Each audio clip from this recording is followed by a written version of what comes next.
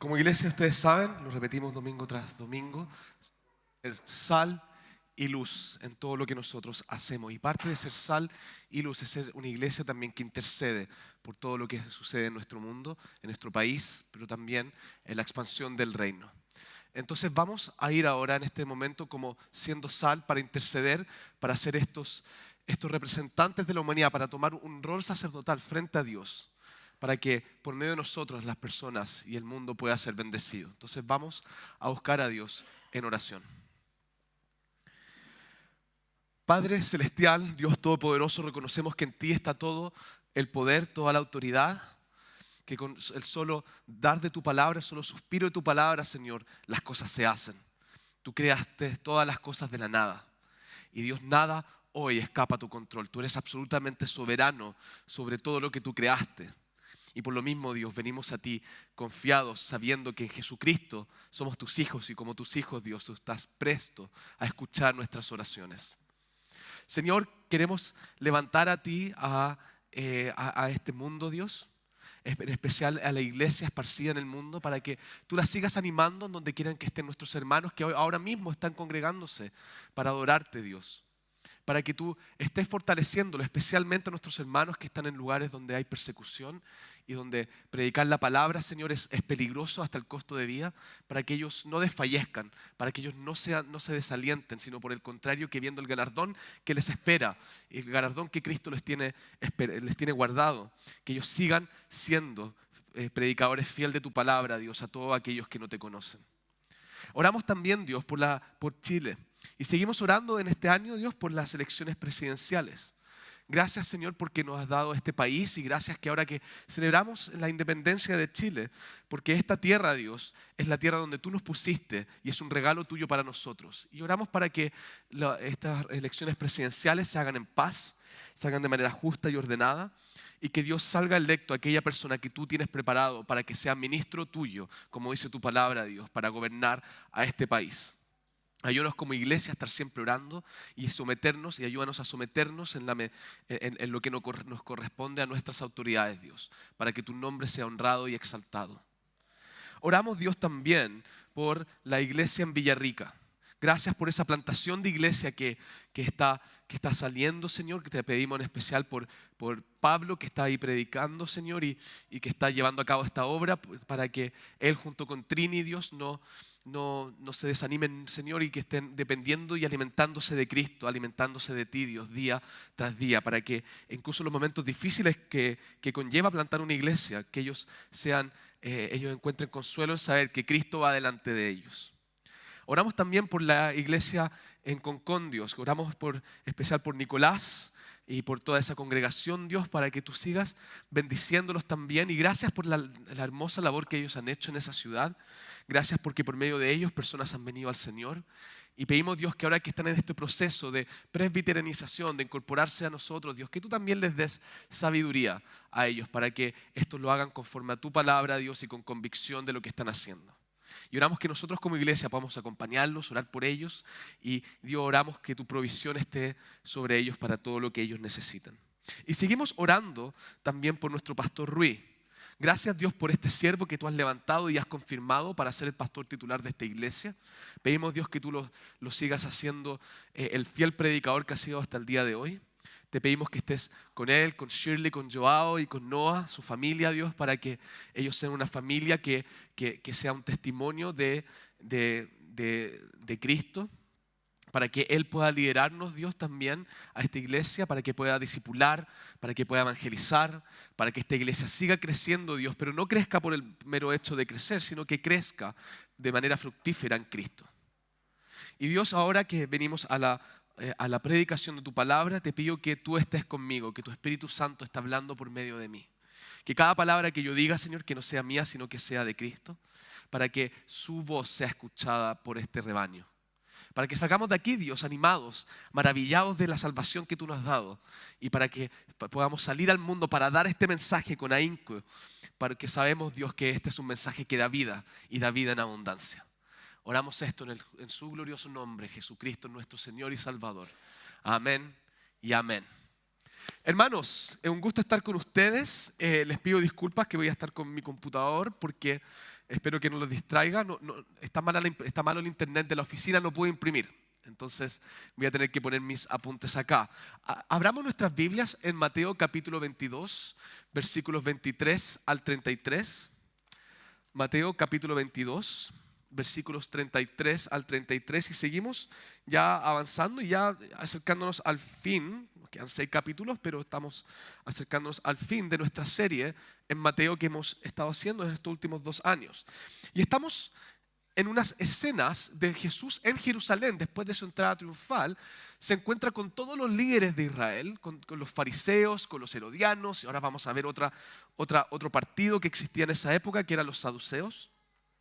Y Jesús está una y otra vez desafiándolos, y ellos lo están intentando hacer tropezar, y Jesús una y otra vez desafiándolos y rectificando, incluso los está acusando de pervertir la palabra de Dios. Y Jesucristo está aquí enfrentándose con los supuestos maestros de la palabra de Dios de esa época. Entonces, la semana pasada estuvimos ya hablando de cuando Jesús dijo a César lo que es de César, no sé si recuerdan. Pero ahora vamos a entrar a este nuevo grupo que no ha aparecido hasta ahora en nuestro evangelio, que se llaman los saduceos. Y vamos a hablar un poco quiénes son los saduceos. Pero antes de eso vamos a leer la palabra de Dios. Mateo capítulo 22, versículos del 23 al 33. Y dice así su palabra. Aquel día vinieron a él los saduceos, que dicen que no hay resurrección, y le preguntaron diciendo: Maestro, Moisés dijo, si alguno muriere sin hijos, su hermano se casará con su mujer y levantará descendencia a su hermano. Hubo pues entre nosotros 7 hermanos. El primero se casó y murió, y no teniendo descendencia dejó su mujer a su hermano. De la misma manera también el segundo y el tercero hasta el séptimo. Y después de todos murió también la mujer. En la resurrección, pues, ¿de cuál de los 7 será ella mujer, ya que todos la tuvieron?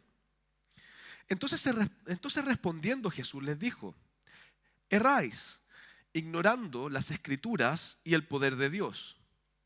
Porque en la resurrección ni se casarán, ni se darán en casamiento, sino serán como los ángeles de Dios en el cielo.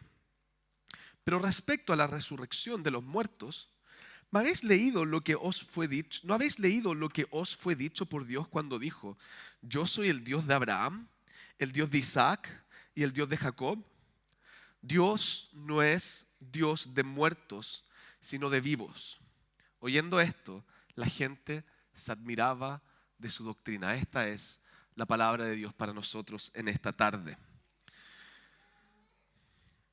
Hermanos, ustedes saben que todo lo que Dios creó, Dios lo crea con un propósito.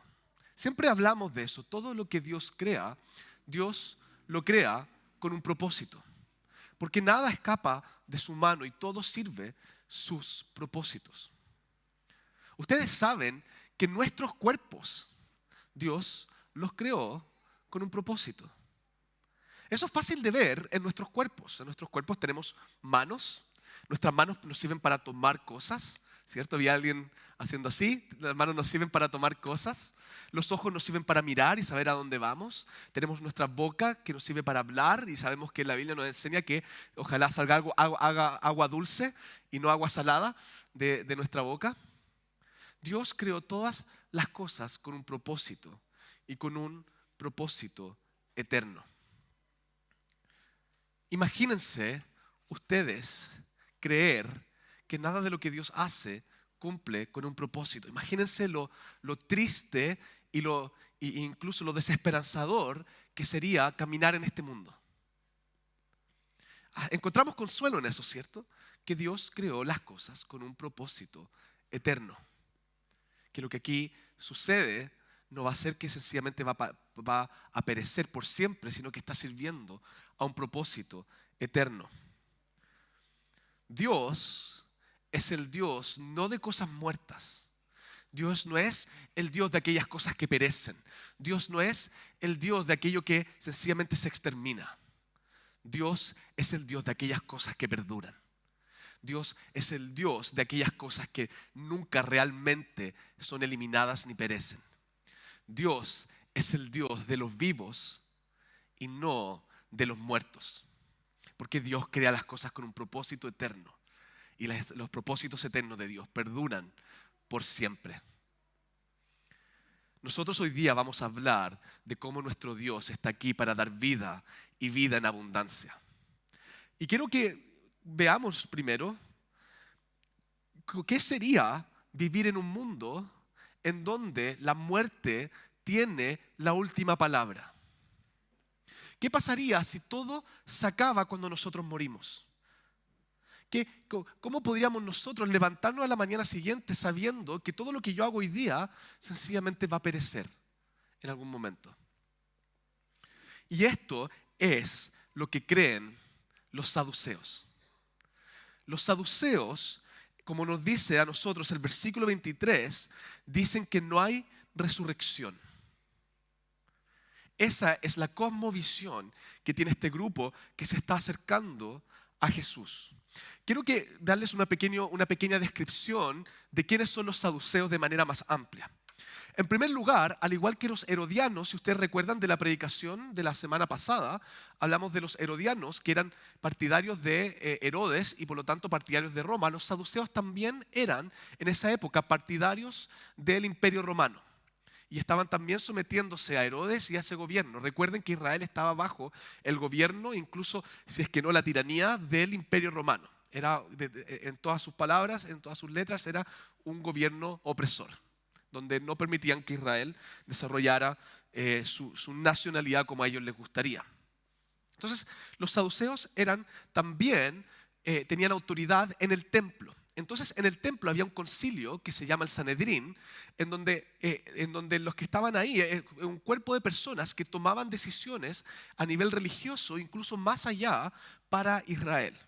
Ahí están los fariseos, pero en un partido que era incluso más grande que el de los fariseos, eran los saduceos. Entonces los saduceos eran un grupo que tenían mucha influencia en la vida cotidiana de las personas en esa época. De hecho, eran un partido incluso más grande que los fariseos. ¿Qué decían los saduceos? Los saduceos creían en Dios y creían que Dios había dado su palabra, pero ellos negaban la inmortalidad del alma y decían que la muerte era el final de todo. Los saduceos creían que cuando nos moríamos, se acababa. Negaban la existencia incluso, si vamos a algunos grupos de ellos, negaban la existencia, algunos de ellos, del espíritu incluso, y iban tan lejos como eso, incluso negaban la existencia de los ángeles. Los saduceos también argumentaban, lógicamente, que el cuerpo no resucitaba. Y esto es a diferencia de lo que los fariseos creían. Los fariseos, con todos sus problemas, que ya hemos visto muchos los problemas que ellos tenían, ellos sí creían en la inmortalidad del alma, que el alma va a vivir para siempre y que la resurrección del cuerpo. Entonces había también una disputa entre fariseos y saduceos. Y eran partidos que eran rivales. Otra de las cosas que creían ellos, como el alma no es inmortal y no hay resurrección, la pregunta que tenemos entonces es, bueno, ¿qué sucede con el juicio de Dios? Porque Dios dice que después va a juzgar a los vivos y los muertos. Pero ellos decían que el juicio ocurría en este mundo. Es decir, si ustedes hacen algo malo, acá, antes de que ustedes se mueran, les va a pasar algo malo, una especie de karma. De hecho, no sé si ustedes han recordado como algunas historias bíblicas en que cuando alguien, por ejemplo, estaba ciego, le decían, ¿quién pecó? ¿Él o su hermano? ¿Él o su padre? Entonces está esa lógica y los saduceos toman también esa lógica.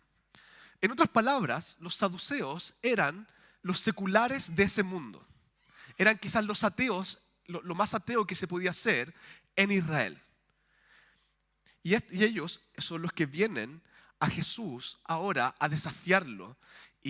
Porque al igual que los fariseos, ellos no querían ver ellos veían todo lo que Jesús generaba y también veían su posición amenazada.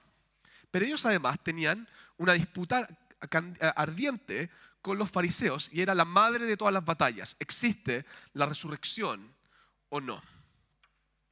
Veamos nosotros cómo ellos argumentan, y esto nosotros lo vemos de los versículos 24 hasta el 28.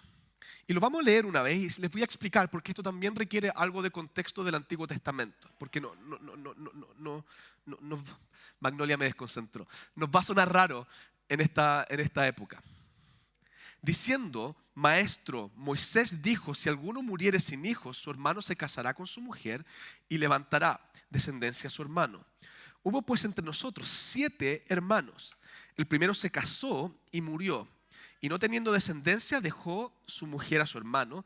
De la misma manera, también el segundo y el tercero hasta el séptimo, y después de todos murió también la mujer. En la resurrección, pues, ¿de cuál de los 7 será ella mujer, ya que todos la tuvieron? Era hasta el 28.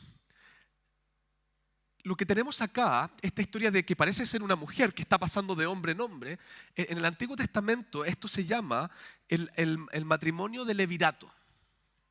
Esto está en Deuteronomio capítulo 25, versículos del 5 al 10. Y en este contexto, para nosotros nos suena muy controversial, pero hay que entenderlo en el contexto en el cual Dios le entregó esta regla a Moisés en el Antiguo Testamento.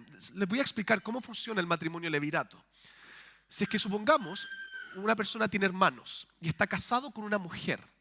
Si él fallece y la mujer queda viuda y no tienen hijos, entonces ahora el hermano tiene que casarse con la mujer viuda y cuando tengan un hijo, ese hijo va a llevar el nombre o el apellido del hermano fallecido. Va a ser contado como un hijo del hermano fallecido. Nos suena chocante hoy día, pero la razón que eso existía era porque en Israel en esa época era muy importante mantener una descendencia. Y incluso para los propósitos redentivos de Dios, recuerden que Israel era una nación étnica, una nación en la cual tenían que también perseverarse las tribus. Entonces era muy importante para preservar las tribus y para que este linaje de Abraham siguiera andando y que llevara el nombre que corresponde, que este tipo de arreglos existiera. Entonces era algo que existía en el Antiguo Testamento, pero que hoy día ya no lo usamos porque ahora nuestra descendencia es espiritual y ya no es, y siempre realmente fue espiritual, pero ya no es una descendencia étnica como la que sí se tenía en el Antiguo Testamento. Entonces, por eso existía esa regla. Entonces, ¿qué es lo que están haciendo acá los saduceos? Están desafiando a Jesús con lo siguiente. Imagínate, y ellos están diciendo, nosotros conocimos un caso, es una exageración, pero ok. Imagínate que existe una mujer que su marido falleció y después va y se casa con su cuñado. Y también fallece sin tener hijos, y así hasta llegar al 7º hermano. Y después los 2 fallecen. Y estamos en la resurrección ahora, porque en la resurrección también incluye el cuerpo.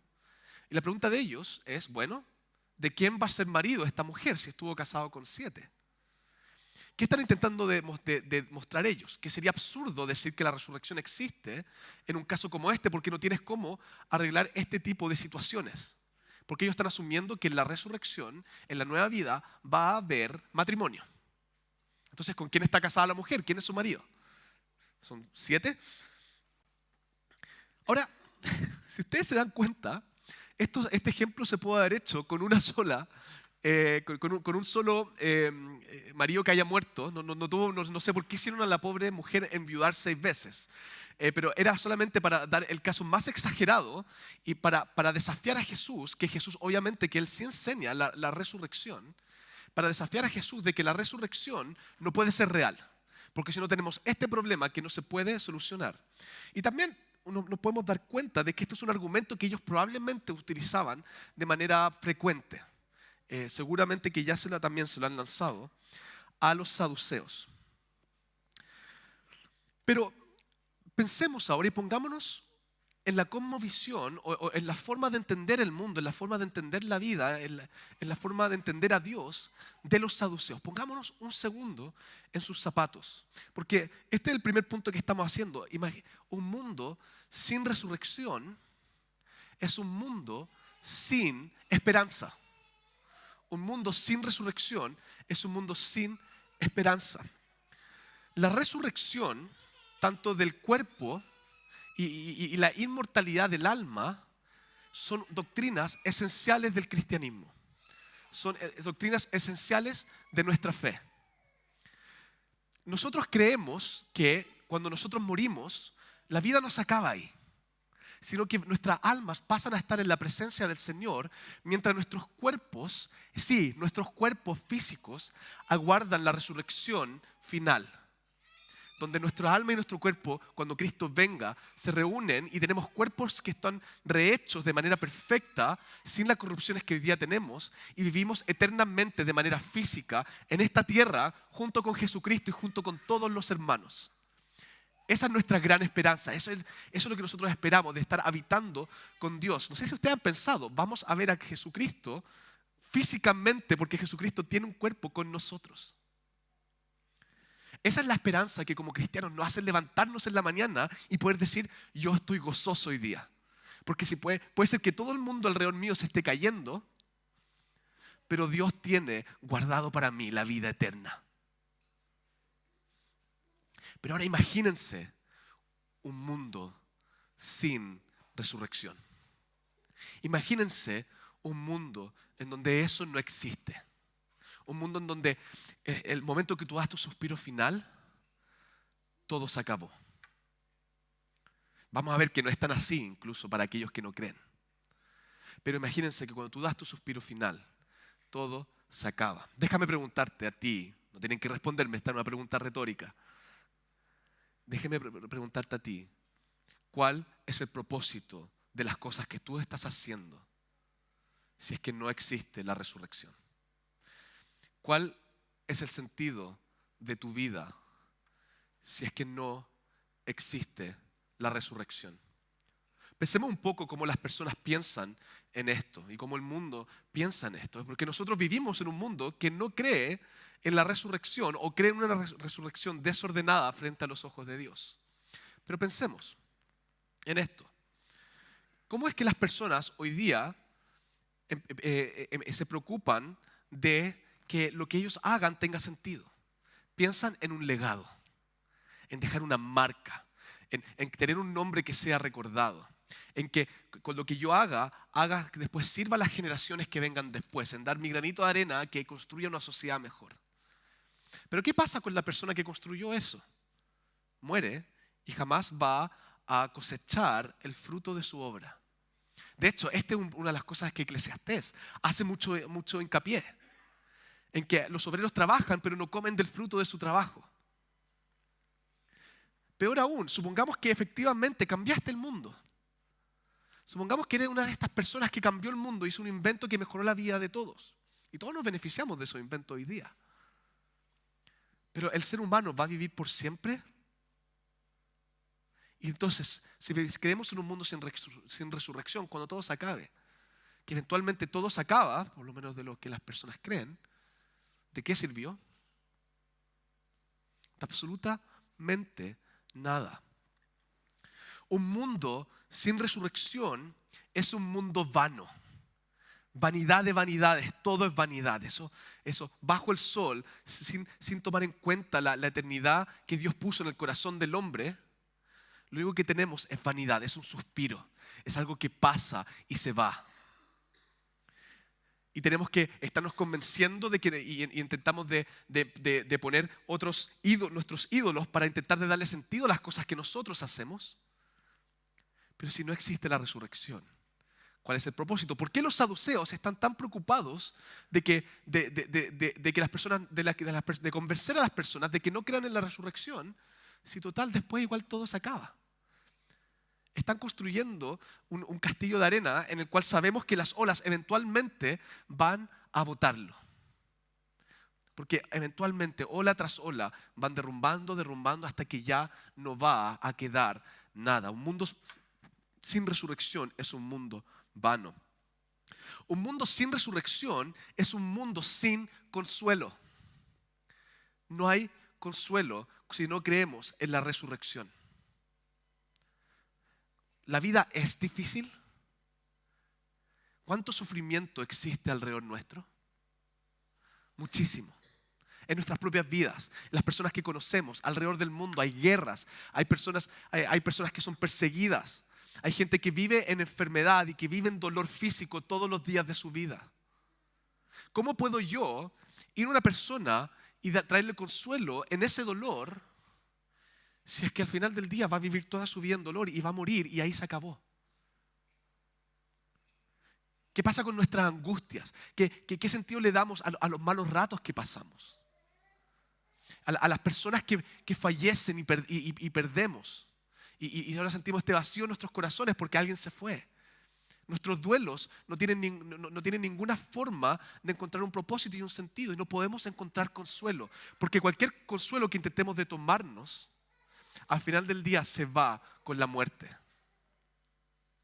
Un mundo sin resurrección es un mundo en donde no hay consuelo. Y asimismo es un mundo en donde no hay esperanza. Porque si no hay resurrección, no tengo ninguna esperanza del futuro. Lo único que tengo son cosas temporales. Porque eventualmente tú y yo vamos a estar o en nuestro lecho de muerte o nos vamos a morir algún día en la calle.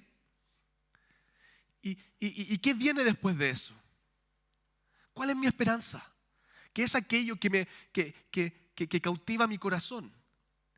Cualquier cosa que yo intente cautivar mi corazón es como tomarse de una diana, así se dice, una diana, en una selva y que se cae y tú sabes que se va a caer porque no está firme. Estamos tomándonos de humo para intentar de encontrar un lugar donde establecernos. Peor aún, un mundo sin resurrección es un mundo en donde el poder de Dios no es capaz de vencer a sus enemigos. Un mundo sin resurrección es un mundo en donde el poder de Dios no es capaz de vencer a sus enemigos. Porque el enemigo de Dios es la muerte y el pecado.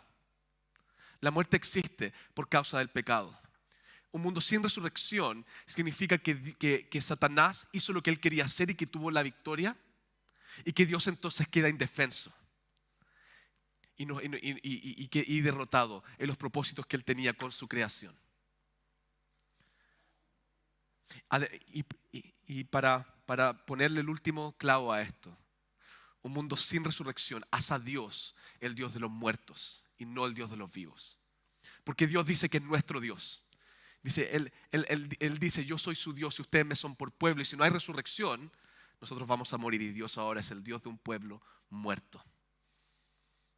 ¿Se dan cuenta lo terrible que es un mundo sin resurrección? ¿Y se dan cuenta lo central que es la resurrección, nuestra resurrección para nuestra fe?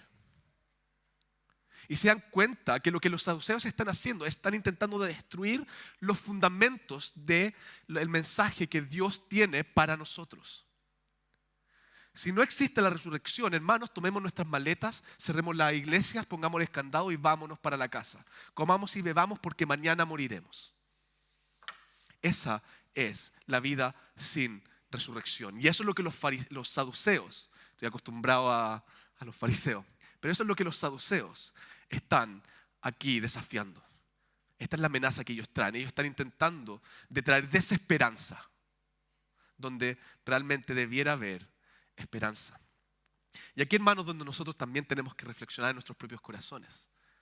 ¿Dónde te estás tomando tú? ¿Dónde está tu esperanza? ¿De qué te estás afirmando?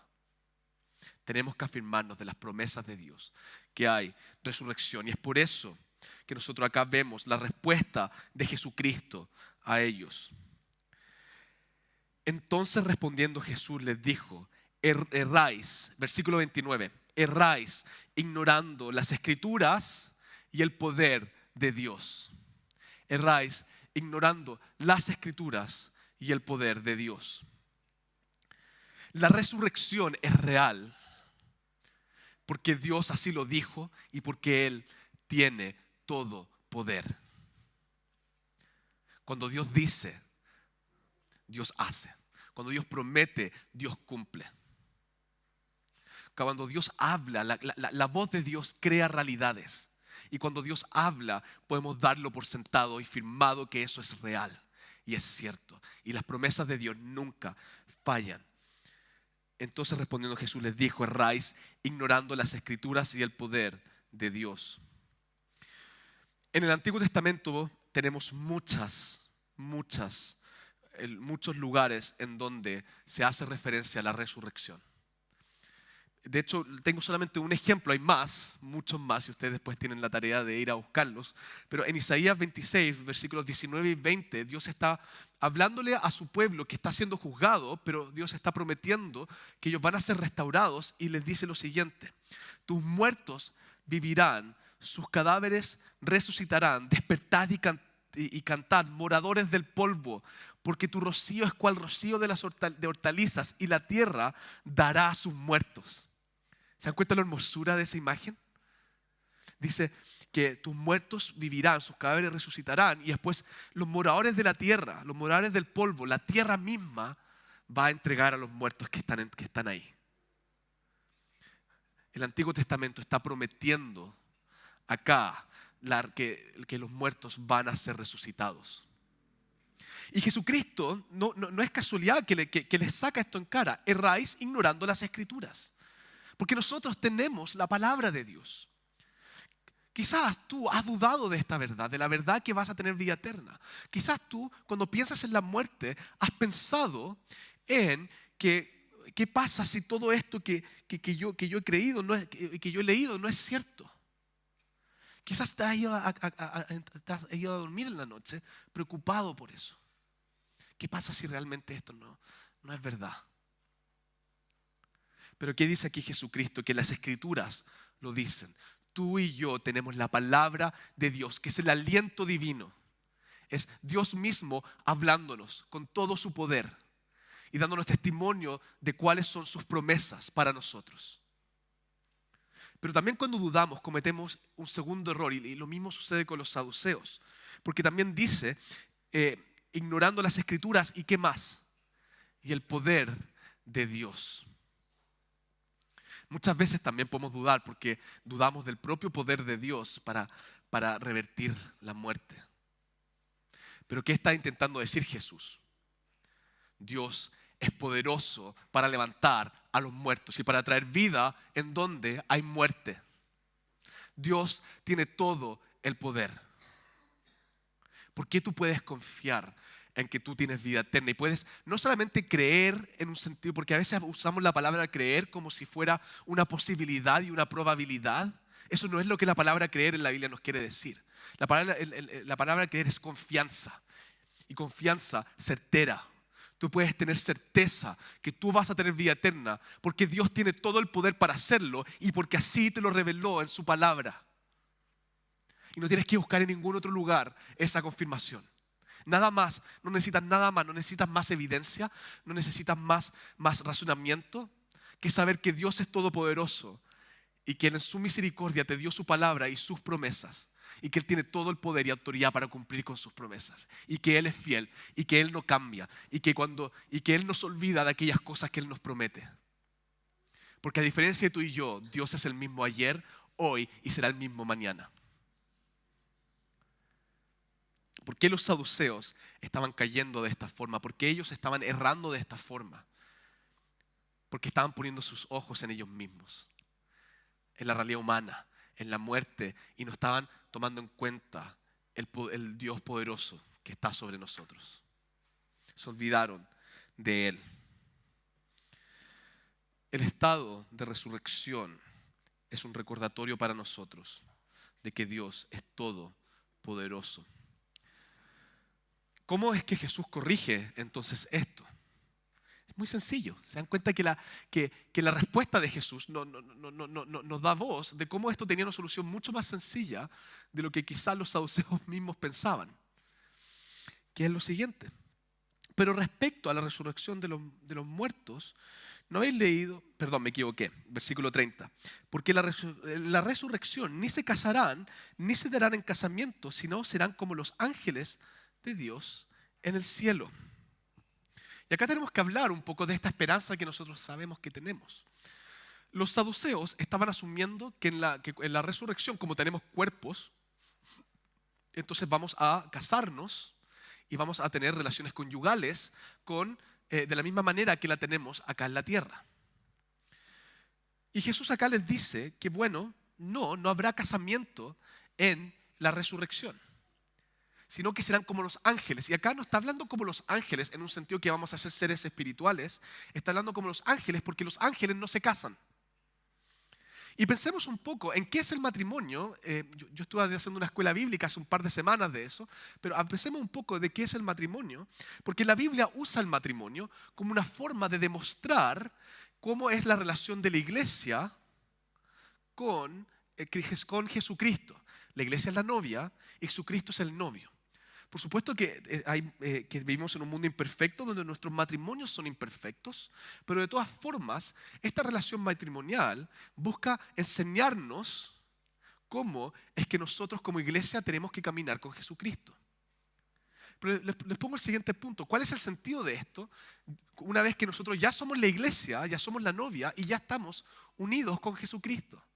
Y ese matrimonio y esa boda entre el Cordero y el pueblo de Dios ya está consumado, ya está hecho. Ahora nosotros como iglesia ya estamos unidos íntimamente a Cristo. Cristo es nuestro y nosotros somos de Cristo. No en el mismo sentido conyugal que un marido y una mujer, esto obviamente es una imagen y una representación de lo que eso será. Entonces ya no necesitamos la sombra, sino que ahora ya tenemos la cosa real. Pero acá está lo que espero que los anime en lo que es la resurrección y la vida eterna. Escuchen esto. Tú vas a estar unido con Cristo.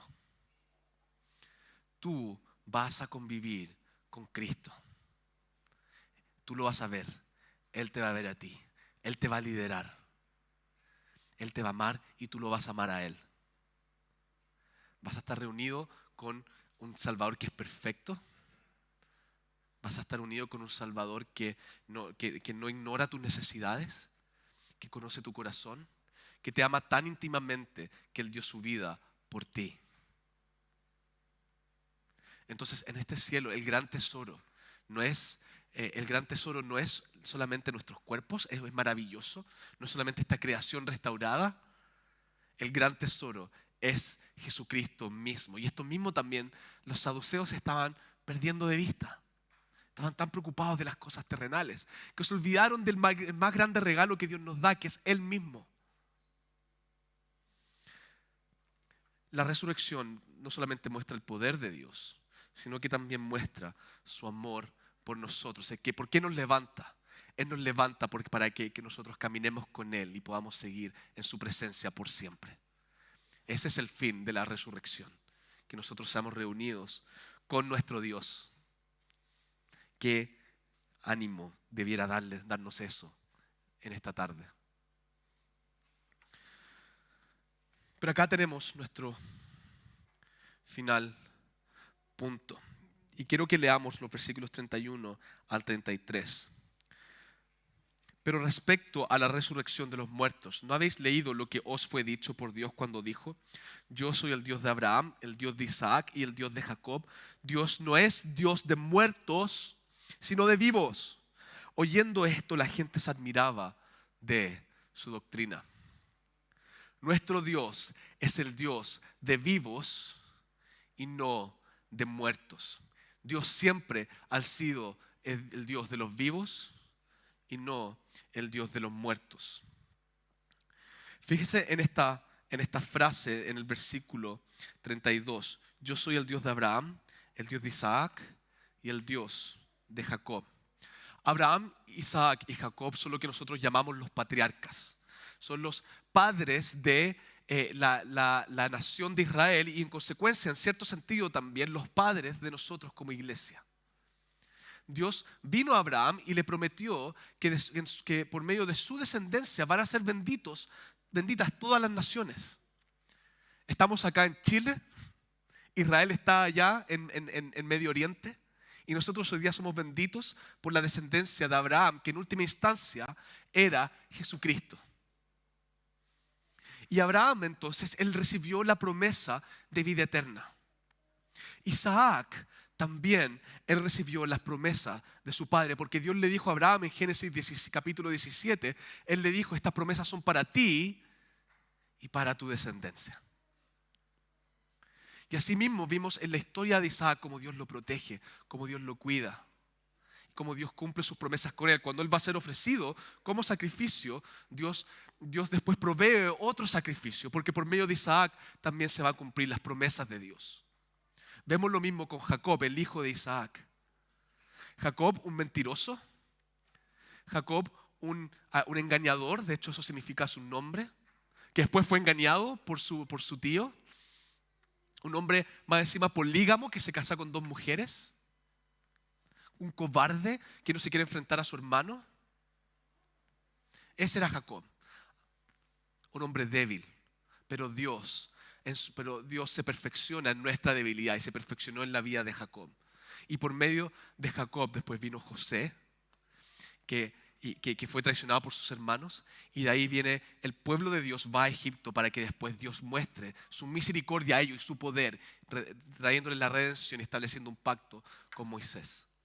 Y así Dios camina con este pueblo, paso por paso, generación por generación. Y esta frase es una de las frases más repetidas en el Antiguo Testamento cuando Dios les habla a ellos. Yo soy el Dios de Abraham, el Dios de Isaac y Dios de Jacob. ¿Por qué? Porque Dios les está recordando, así como yo fui fiel con sus padres, así como yo fui el Dios que le trajo vida a sus padres, el que hizo un pacto con ellos, entonces este pacto perdura también con ustedes, porque ustedes son su descendencia. Así como yo fui fiel con Abraham, yo voy a ser fiel contigo. Y yo no me he olvidado de mis promesas. Cuando Dios dice que yo soy el Dios de Abraham, el Dios de Isaac y el Dios de Jacob, está diciendo yo soy el Dios que hizo un pacto contigo. Yo soy el Dios que decidió tomarlos a ustedes y decir ustedes van a ser mi pueblo y yo voy a ser su Dios. En el Nuevo Testamento nos dice que los hijos de Abraham, ¿quiénes son? Los hijos en el Espíritu. Aquellos que creen, es decir, la iglesia. Nosotros podemos confiar en la fidelidad de Dios para traer la resurrección en nuestros cuerpos. Porque Dios también fue fiel con Abraham, con Isaac y con Jacob. Y Dios les prometió vida, entonces Dios es un Dios de personas vivas. Dios también es el Dios de nuestras vidas. Lo maravilloso de la resurrección es que nos muestra la fidelidad pactual de Dios con nosotros. Y acá está lo hermoso. Así como Dios fue fiel con Abraham, Isaac y Jacob, Dios también va a ser fiel con los cristianos que van a venir después de nosotros. Así como Dios ha sido fiel con nosotros, también Dios es fiel con la iglesia esparcida en la tierra. Así como Dios fue fiel con los reformadores hace 500 años, Dios va a ser fiel con los cristianos que vengan 500 años después. Y así como Dios ha sido fiel con nosotros hasta ahora, Dios va a ser fiel en el día del Señor y va a levantar nuestros cuerpos.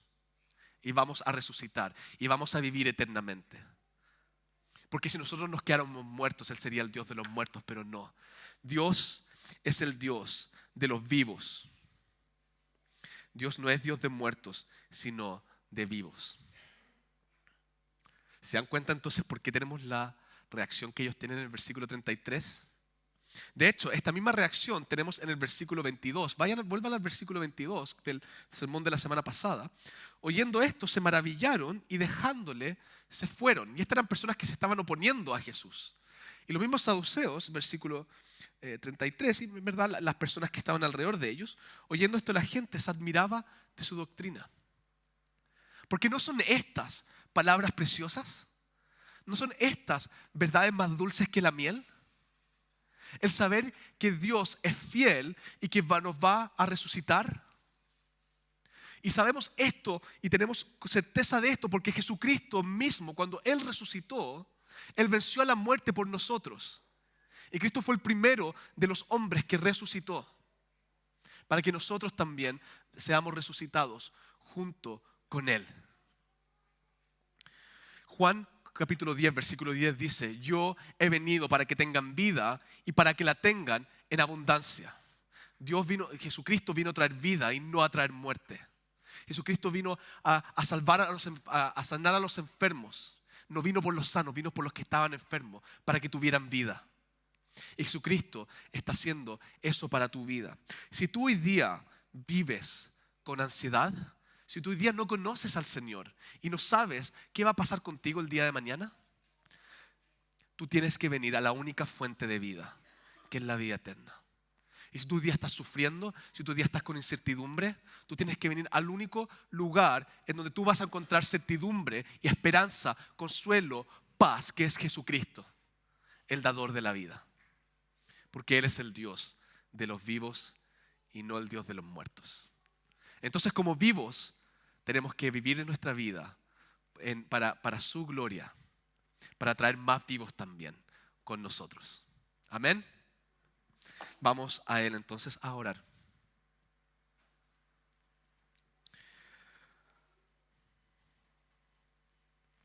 Amado Padre Celestial, Dios Todopoderoso, gracias Señor porque tú eres el Dios de vivos y no de muertos. Gracias Dios porque cuando nosotros caminábamos en nuestros delitos, en nuestros pecados, tú no nos dejaste caer al abismo, sino que nos prometiste desde Adán, nos prometiste una simiente, nos prometiste una persona, nos prometiste a tu Hijo que iba a venir a traernos vida y vida en abundancia. Gracias Dios porque ni siquiera nuestros cuerpos van a perecer. Porque tú no vas a permitir que la muerte tenga ningún tipo de dominio sobre nosotros, sino que tú vas a mostrar tu victoria y tu poder sobre la muerte por siempre en el día de tu resurrección. Por eso tuya es toda la gloria, tuyo es todo el loor y tuyo es toda nuestro amor y nuestra alabanza, Señor. Te pido, Señor, para que nosotros mismos caminemos con esta convicción, con la convicción de que vamos a tener vida y vida en abundancia, vida eterna. No nos permitas, Señor, caer en la moda y en la lógica de este mundo donde parece ser que todo lo que hacemos perece, donde las personas caminan sin esperanza, sino que por el contrario, Dios, podamos siempre confiar en que tú eres el Dios que desde Abraham, con Isaac y con Jacob, Dios, tú fuiste fieles con ellos y sabemos que tú vas a ser fiel con nosotros. Y oramos también por nuestros hermanos que van a venir después de nosotros, por la iglesia en el futuro, Señor. Para que tú a ellos también los bendigas con las mismas bendiciones que nos has dado a nosotros. Para que seamos todos reunidos en la venida de Jesucristo y nuestros cuerpos sean levantados y habitemos con Él por siempre. Que esto nos llene de gozo y alegría en este día. Oramos esto en el glorioso nombre del Señor de toda la vida, Jesucristo. Amén. Hermanos.